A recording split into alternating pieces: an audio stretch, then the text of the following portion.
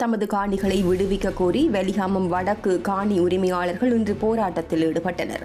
வெலிகாமம் வடக்கு பகுதிகளில் உயர் பாதுகாப்பு வலயமாக உள்ள தமது காணிகளை விடுவிக்க கோரி காணி உரிமையாளர்கள் இராணுவத்தினரின் கொமாண்டோ பங்களா முன்பாக இன்று 5வது வெள்ளிக்கிழமை போராட்டத்தில் ஈடுபட்டனர். யுத்தம் மௌனிக்கப்பட்டு 17 வருடங்கள் கடந்த போதிலும் வெலிகாமம் வடக்கில் சுமார் 5 கிராம சேவையாளர் பிரிவைச் சேர்ந்த 651 ஏக்கர் வரையிலான காணிகள் விடுவிக்கப்படவில்லை.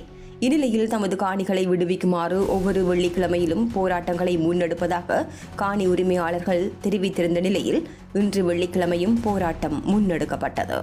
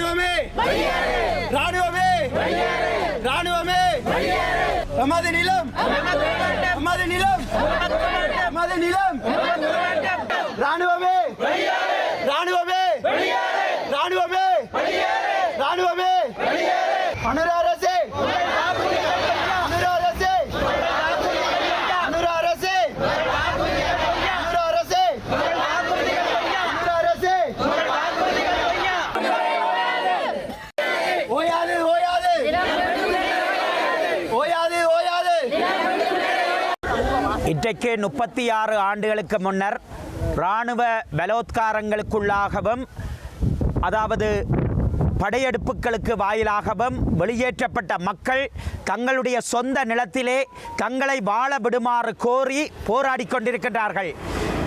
யுத்தம் முடிவடைந்து இன்று 17 ஆண்டுகள் நிறைவடைந்த பின்னர் இந்த மக்கள் அதாவது ஒரு குறைந்தபட்சம் தங்களுடைய காணி உரிமையை கூட உறுதிப்படுத்த முடியாத அளவுக்கு ஒரு துன்பகரமான சூழ்நிலைகளுக்குள் வாழ்ந்து கொண்டிருக்கின்றார்கள். அரசாங்கம் கூறுகின்றது மக்களின் நிலம் மக்களுக்கு சொந்தம் என்று சொல்லுகின்றது. ஆனால் தமிழர்கள் விடயத்திலே அவர்களிடத்திலே இருந்து கட்டாயமாக அபகரிக்கப்பட்ட அவர்களுக்கு சொந்தமான தனியாருக்கு சொந்தமான தேவாலயங்களுக்கு சொந்தமான கோயில்களுக்கு சொந்தமான காணிகள் இன்றும் விடுவிக்கப்படாமல் இருக்கின்றது. ஒரு பொருளாதார ரீதியாக முக்கியத்துவம் வாய்ந்த பிரதேசமான இந்த வெலிகாமம் வடக்கு பிரதேசத்திலே இருக்கக்கூடிய J248, J246, J255, J251 என்ற கிராம சேவையாளர் பிரிவுகளை உள்ளடக்கிய நூற்றுக்கணக்கான மக்கள் இங்கே தங்களுடைய ஒரு காணி விடுவிப்புக்கான உரிமைக்காக தொடர்ச்சியாக வாரம் வெள்ளிக்கிழமைகளிலே போராடி வருகின்றார்கள். அவர்களுடைய குரல்கள் நசுக்கப்படாத அவர்களுடைய உரிமை உறுதிப்படுத்தப்பட வேண்டும். 3000 வரையிலான ஏக்கர் நிலங்களை ஒரு வர்த்தமானி அறிவித்தலின் வாயிலாக கையகப்படுத்திய அரசாங்கம் இந்த நாளிலே நினைத்தால் கூட ஒரு நாள் இரவில் இந்த வர்த்தமானியை மீளப் பெற்று இந்த மக்களுடைய காணிகளை ஒப்படைக்க முடியும். நாங்கள் கோரிக்கை விடுக்கின்றோம். பொருளாதார வளமான இந்த நிலங்களை இராணுவத்திற்கு கையகப்படுத்தி மக்களை தெருவிலே இருத்தி வைத்திருக்கின்ற அரசாங்கம் உடனடியாக இந்த நிலங்களை விடுவிக்க வேண்டும். எங்களுடைய மக்கள் மீள்குடியேற்றப்பட வேண்டும். ஒரு அடிப்படை உரிமையான வீட்டுரிமை உறுதிப்படுத்தப்பட வேண்டும் என்று கோரிக்கை விடுக்கின்றோம். இந்த இடத்திலே அரசாங்கம் உடனடியான நடவடிக்கை எடுத்து இந்த நடவடிக்கை ஒரு தாமதமின்றிய நடவடிக்கையாக இந்த மக்களுடைய நிலங்கள் விடுவிக்கப்பட வேண்டும் என்று கோரிக்கை விடுக்கின்றோம். வணக்கம். நான் தேசிய மீன் ஒத்துழைப்பு இயக்கத்தினுடைய யாழ் மாவட்ட அமைப்பாளரும் கிராமிய உழைப்பாளர் சங்க தலைவரும் இன்பம். இந்த மயிலட்டி மக்கள் பொதுவாக வலிவடக்கு மக்கள் கடந்த 37 வருடங்கள் ஆகின்ற ஒரு காலகட்டத்திலே தொடர்ச்சியாக இந்த காணி உரிமைக்காக போராடி வருகின்றார்கள். இன்று யுத்தம் முடிவடைந்த பிற்பாடு பல அரசாங்கங்கள் மாறியிருந்த பொழுதிலும் வலிவடக்கிலே இருக்கக்கூடிய மக்களுடைய காணிகள் இன்னும் விடுபடாத ஒரு துப்பாக்கிய நிலை காணப்படுகின்றது. இந்த பல அரசாங்கங்களினால் ஏமாற்றப்பட்ட இந்த மக்கள் தற்பொழுது இருக்கின்ற அரசாங்கம் தங்களுக்கு ஒரு நம்பிக்கையை தரும், தங்களை மீள்குடியேற்றுவார்கள், காணிகளை விடுவிப்பார்கள் என்றொரு நம்பிக்கையின் அடிப்படையில் எதிர்பார்த்திருந்த ஒரு சூழ்நிலையிலே இந்த அரசாங்கமும் இந்த மக்களுடைய காணிகளை வழங்காமல் இழுத்தடிப்பு செய்து ஏமாற்றி வருகின்ற இந்த சூழ்நிலையானது மக்களுக்கு இருந்த சிறிய நம்பிக்கையும் அற்றுப்போகின்ற ஒரு நிலையை அவதானிக்கக்கூடியதாக இருக்கின்றது. இந்த அரசாங்கம் மக்களுடைய காணிகள் மக்களுக்கு வழங்கப்படும் என்று சொன்னாலும் கூட இன்று வரைக்கும் இந்த மக்களுடைய காணிகள் விடுவிப்பதாக இல்லை. இந்த மக்கள் தொடர்ச்சியாக பல்வேறுபட்ட வடிவத்திலே தங்களுடைய போராட்டங்களை முன்னெடுத்து வருகின்றார்கள். ஒரு சாரார் ஒவ்வொரு பௌர்ணமி நாட்களிலும் தங்களுடைய காணியை விடுவிக்க கோரி போராட்டத்தை நடத்தி வருகின்ற ஒரு சூழ்நிலையிலே இந்த வலிவடக்கு மயிலட்டி வாழ் மக்கள் இப்பொழுது புதிய ஒரு போராட்ட பாதையை திறந்திருக்கிறார்கள். வாரம் வெள்ளிக்கிழமை தோறும் இந்த போராட்டத்தை முன்னெடுத்து வருகின்ற இந்த மக்களுடைய கோரிக்கையை இந்த அரசாங்கம் செவிப்படுப்பதாக தெரியவில்லை. இந்த அரசாங்கம் நீதி, நேர்மை, சமாதானம், ஒன்றுபட்ட இலங்கைக்குள்ளே வாழுவோம் என்று சொன்னாலும் கூட தமிழ் மக்களை ஏதோ ஒரு வகையிலே மறைமுகமாக புறக்கணித்து செல்லுகின்றது என்பதை நாங்கள் நுட்பமாக அவதானிக்க முடிகின்றது. ஆகவே இந்த அரசாங்கமும் இந்த மக்களுடைய மீள்குடியேற்றம் மற்றும் காணி விடுவிப்பை செய்யும் என்றது ஒரு நம்பிக்கையற்ற கனவாக போகின்றது. ஆகவே இந்த மக்கள் எடுக்கின்ற எந்த ஒரு போராட்டமாக இருந்தாலும் அவர்களுடைய காணி மற்றும் மீள்குடியேற்றத்தை வலியுறுத்துகின்ற எந்த ஒரு போராட்டமாக இருந்தாலும் அதுக்கு நாங்கள் பக்கபலமாக நிற்போம். அதே நேரத்திலே இந்த மக்கள் விரும்பும் சந்தர்ப்பத்திலே தேசிய ரீதியாக இந்த போராட்டத்தை கொண்டு செல்வதற்கு, அதாவது ஒரு பாராளுமன்றத்தை நோக்கியோ அல்லது ஜனாதிபதி செயலகத்தை நோக்கியோ இந்த போராட்டம் முன்னோக்கி கொண்டு அவர்கள் விரும்பும் பட்சத்திலே எம்மால் இயன்ற முழு ஒத்துழைப்பையும் வழங்க முடியும் என்று கூறி விடைபெறுகின்றேன். எங்களோட காணியை பார்க்க கூட இல்லை, எங்களுக்கு பார்க்க கூட இல்லை. நாங்கள் இன்னும் அந்த விட்ட பொழுதும் பார்க்க வந்துட்டு எங்களை சிங்கள முனங்கதைக்க தெரியாதால் நாங்கள் போயிட்டோம். அப்படி இன்னும் துப்புரவுக்கு நாங்கள் போய் பார்க்க இல்லை. எங்களோட காணிங்க விட வேணும். ஒரு 90 வலிக்கிட்டாது, 36 வருஷத்துக்கு கிட்டாது சார். விடுபட இல்லை. நாங்கள் மயிலட்டி தெற்கு பக்கத்தில் எங்களுக்கு நிலங்கள் இருக்குது. எங்களால் போக முடியலை. அன்றைக்கு போய் வாதாடி பாதி தூரம் தான் விட்டான் எங்களுக்கு. அங்கால பாதி தரமாட்டேன்ட்டான். நீங்கள் எல்லா இடம் போக முடியுமா போய் பாருங்க. நாங்கள் இங்கேருந்து கவர்மெண்ட் அன்றா வரையும் போகவிட்டோம். இன்னும் எங்களுக்கு அந்த நிலம் தரப்படையில. காணிகளுக்கு பாதை இல்லாமல் கஷ்டப்படுறோம். விடுறது ஒரு பக்கம், பாதை இல்லாமல் கஷ்டப்படுறது பாதி. நாங்கள் இவ்வளோ தான் போராடுறது. மண்டை மழை வெயிலுக்கு கிடந்தோம். இன்றைக்கு இருக்கிறோம். நாளும் பொழுதும் பிள்ளைகளை வீட்டுக்காரர் எல்லாரையும் விட்டுட்டு இதில் இவ்வளோ நேரம் கிடக்கிறோம். நாங்கள் எங்களால் முடியலை. நீங்கள் ஏதாவது ஒரு வழி செய்யணும் எங்களுக்கு. நாங்கள் இதில் இருக்கிறதாலே எங்களுக்கு ஏதாவது ஒரு விடிவு கிடைக்க வேணும். எங்களோட நிலங்கள் எங்களுக்கு வேணும். இப்போ தோட்டக்காரர் இல்லாமல் நாங்கள் மரக்கறிகளுக்கு இவ்வளோ கஷ்டப்படுறோம். வெளியில் போய் வர முடியலை. விலை கூட எல்லாத்துக்குமே கஷ்டமாக தான் இருக்குது. எங்களால் எதுவும் செய்ய முடியலை. மயிலட்டி மண்ணிலிருந்து 5வது வாரமாக எமது போராட்டத்தை முன்னெடுத்து கொண்டிருக்கின்றோம்.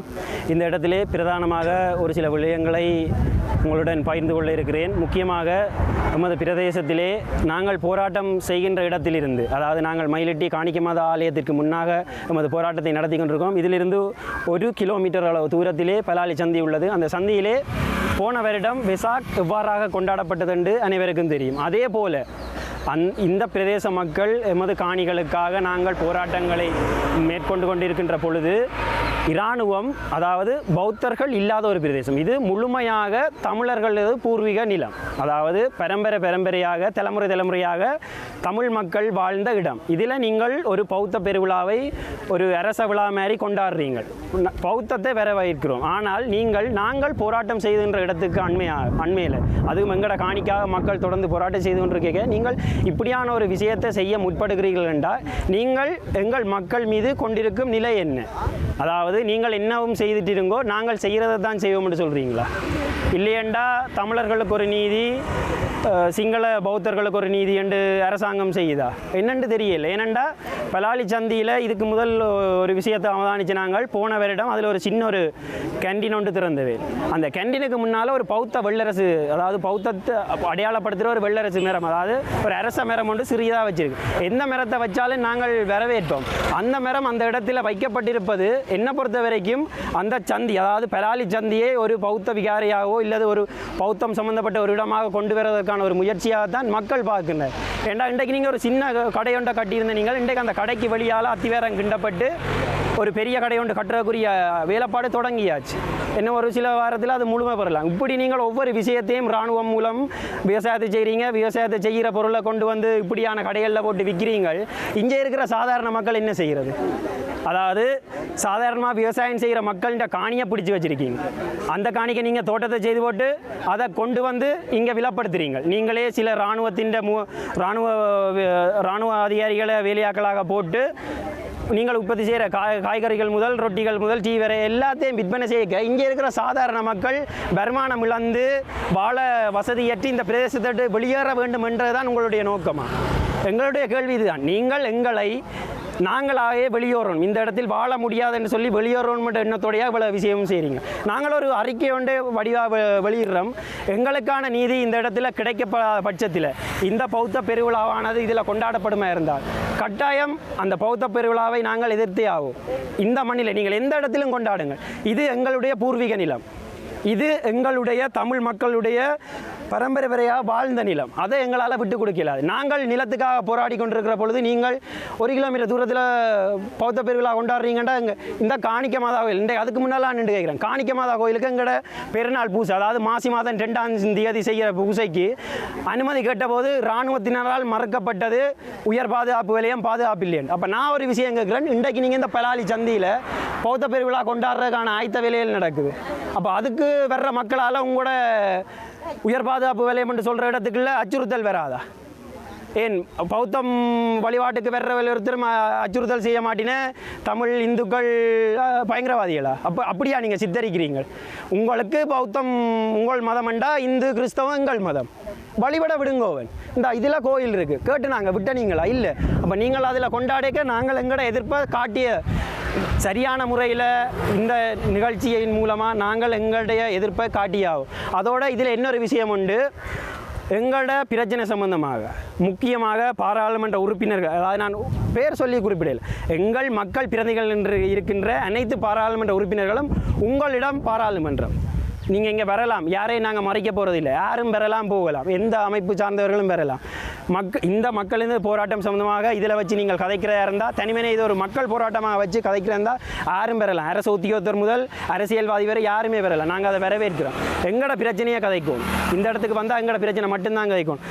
இதில் எங்களோட கோரிக்கையாக நாங்கள் சொல்கிற விஷயம், பாராளுமன்ற உறுப்பினர்கள் பாராளுமன்றத்தில் எங்களோட பிரச்சனை சம்பந்தமாக கட்டாயம் நீங்கள் கதைக்கணும்.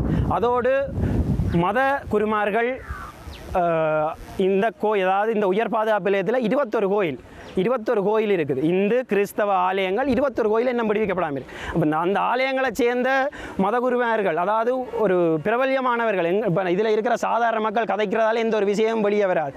உரிய பொறுப்பில் உரிய அதிகாரங்களில் இருக்கிறார்கள் கதைச்சா கட்டாயம் எங்களோட பிரச்சனைக்கு ஒரு தீர்வு வரும், எங்களுக்கு பலம் சேரும்.